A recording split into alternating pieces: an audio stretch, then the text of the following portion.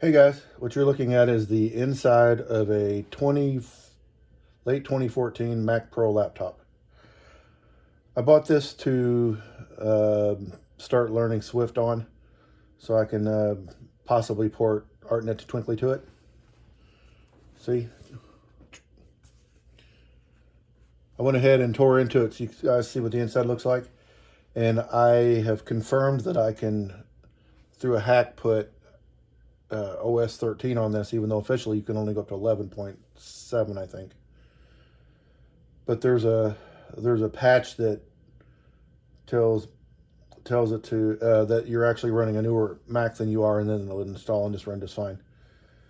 The specs are not great on this model in today's standards. It's got 8 gig of RAM and a 240 gigabyte SSD. Well, as you can see, I can't do anything about the RAM, but I can update the SSD. I've already taken the screw out of it.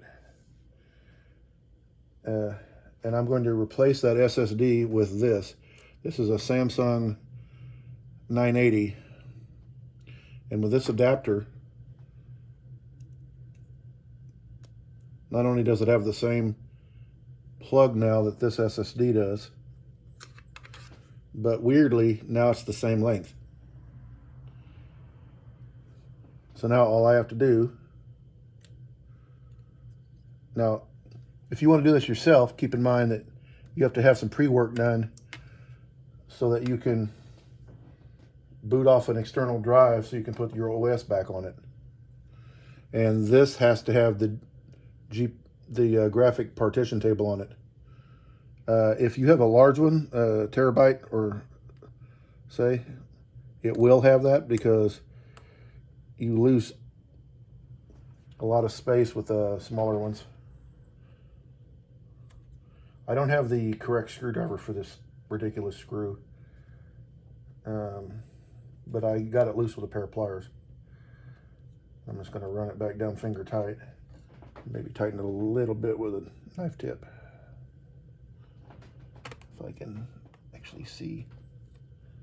Put it down the rest of the way. There you have it. Now, when I reboot this, this will show up, and granted, it's not going to be as fast as it would be in a modern system, because this is a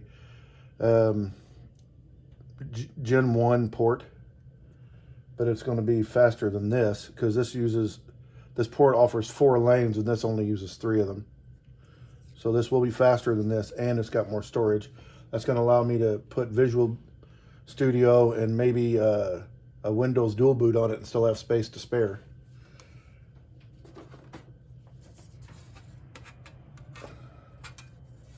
Oh, and if anyone wants to complain that I didn't hook the battery, SATA ports are technically hot swappable. You'll only get a complaint from the OS saying, please shut the computer down first before you do it next time. But it's technically not necessary. Anyway, there you have it. That's a quick and easy SSD update. I got that adapter off of Amazon, and it was $8. Thank you, and that's all I got.